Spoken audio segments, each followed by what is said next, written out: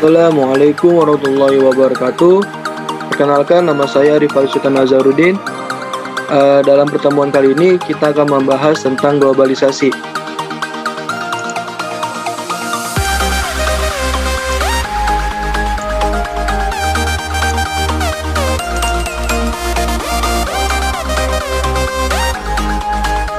Globalisasi adalah suatu fenomena khusus dalam peradaban manusia yang bergerak terus dalam masyarakat global dan merupakan proses dari kehidupan manusia global itu sendiri.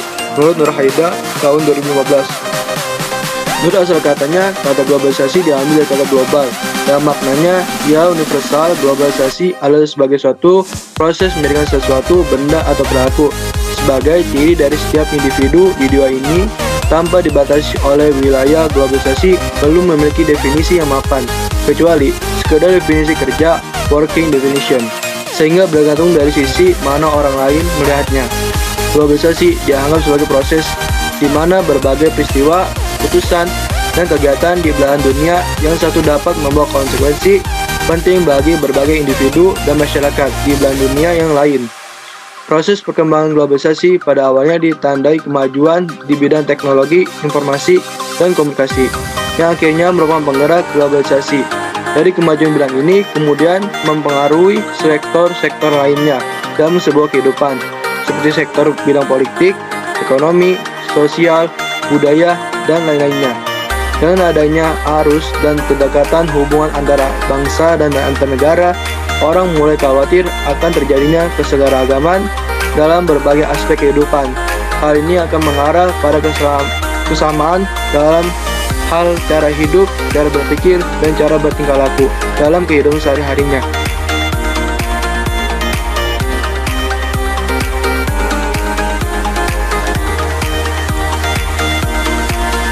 Berikut dampak globalisasi. Globalisasi ini bisa mendapatkan dampak positif maupun dampak negatif.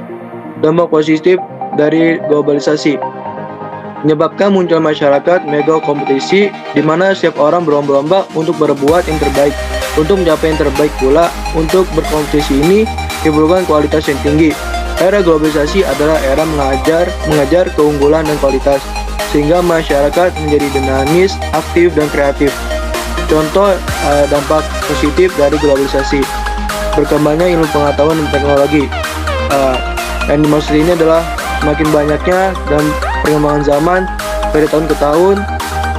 Misalnya pembaruan sistem HP yang dari berapa penyimpanan internalnya dari 6 GB menjadi 8 GB. Itu setiap tahunnya akan terus berkembang dan semakin mencapai kemajuan teknologi yang semakin canggih. Perubahan tata nilai dan sikap. Orang dalam era globalisasi ini banyak orang-orang yang mulai bercampuran dengan negara-negara lain karena banyak sekali budaya-budaya asing masuk ke negara Indonesia dan membawa perilaku dan sikapnya mereka dari luar negeri masuk ke dalam Indonesia, sehingga masyarakat Indonesia mengalami perubahan sikap dan tata nilai. Berkembangnya di sektor perdagangan Indonesia.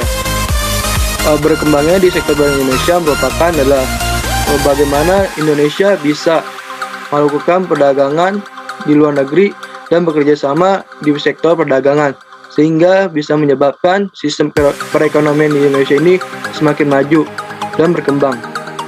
Adapun dampak negatif dari globalisasi.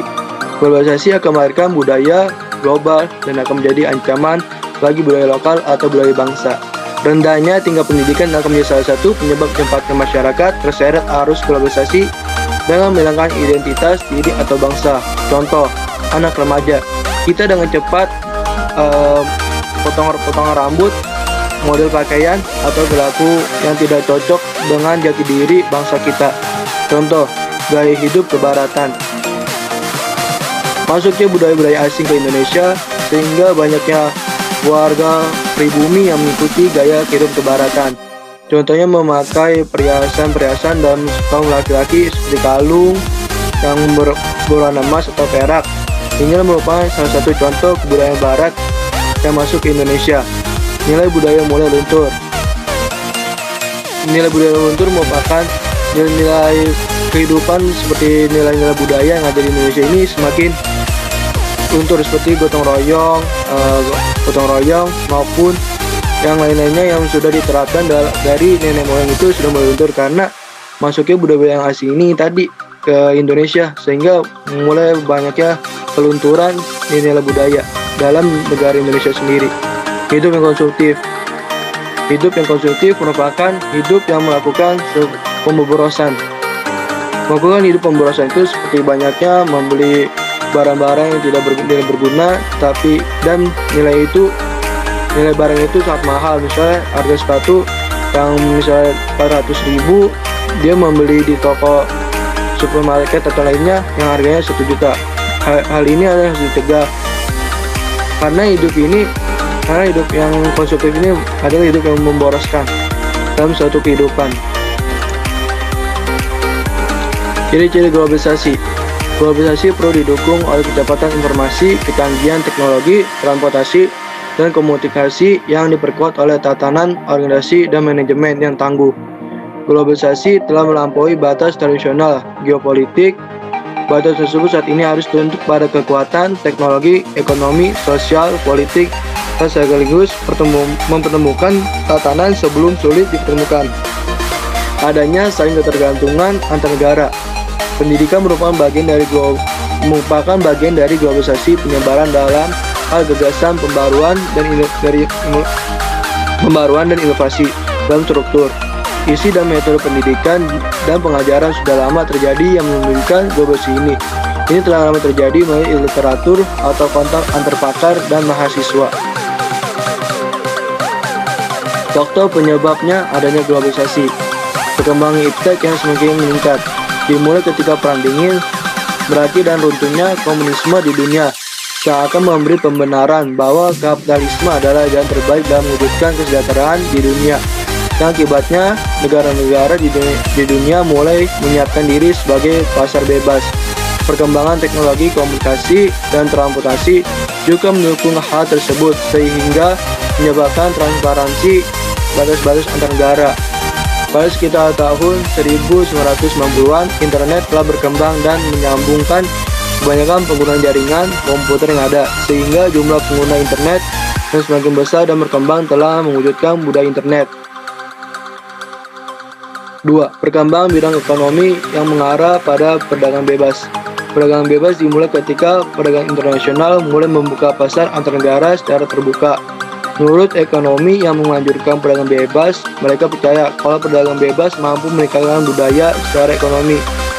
Kerjasama antar negara di bidang manapun, sehingga kedua tersebut mengalami keuntungan untuk negaranya, dan negara tersebut bisa lebih maju karena kerjasama dengan negara lain. Contoh kerjasama antar negara ialah pertukaran mahasiswa dari mahasiswa Indonesia ke mahasiswa negara Singapura. Nah, di sana itu mahasiswa di Indonesia diajarkan oleh mahasiswa Singapura seperti diajarkan bagaimana untuk menggunakan teknologi yang benar, baik, menciptakan teknologi di bidang komputer, internet, maupun di bidang lainnya, sehingga hal inilah memunculkan kemajuan untuk kedua negara ini, untuk negara Indonesia dan negara Singapura, sehingga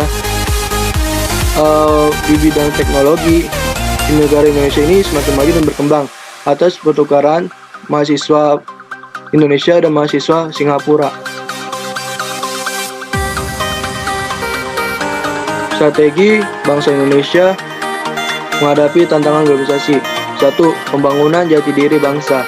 Upaya mengembangkan identitas nasional Indonesia termasuk penghargaan pada nilai-nilai budaya dan bahasa.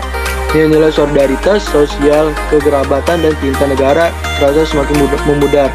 Budaya lokal lebih cocok untuk karakter bangsa semakin sulit ditemukan, sedangkan budaya global lebih mudah untuk masuk. Sejauh ini yang dilarang oleh masyarakat hanyalah gaya hidup yang mengarah ke westernization, bukan gaya hidup modern. Oleh karena itu, identitas bangsa Indonesia sebagai nilai identitas publik harus dibangun kokoh dan integrasi secara mendalam. Bagaimana dengan menanamkan nilai-nilai kearifan lokal sejak dini pada generasi muda? Pendidikan memainkan peran penting di sini, sehingga pengajaran budaya perlu dimasukkan dalam kepribadian, pendidikan nasional, dan pembelajaran sejak sekolah dasar. Di pendidikan dari tingkat sekolah dasar sampai perguruan tinggi, ini menyumbang acuan dari para pendidik untuk mengajarkan peserta didik dalam mengatasi tantangan globalisasi. Contohnya seperti menanamkan nilai-nilai Pancasila dalam sebuah kehidupan agar para generasi muda ini bisa mencegah dari segala tantangan globalisasi dan bisa menyaringnya masuknya budaya-budaya asing ke Indonesia. Yang kedua, pemahaman falsafah budaya sebagai tindak lanjut untuk pembangunan Indonesia nasional melalui revitalisasi budaya regional. Pemahaman tentang filosofi budaya lokal harus dilakukan. Yang harus dilakukan segera mungkin untuk semua kelompok dan semua usia. Berkelanjutan menggunakan bahasa lokal dan nasional, di mana berisi nilai-nilai lokal yang memperkuat budaya nasional. Oleh karena itu, perbaikan dalam mempelajari bahasa lokal dan bahasa nasional mutlak dilakukan. Langkah penting untuk melakukan ini adalah untuk meningkatkan kualitas pendidik dan pelestari budaya secara berkelanjutan. Pendidik yang berkompeten dan pemangku budaya menjiwai nilai budaya mereka adalah aset penting dalam proses pemahaman falsafah budaya.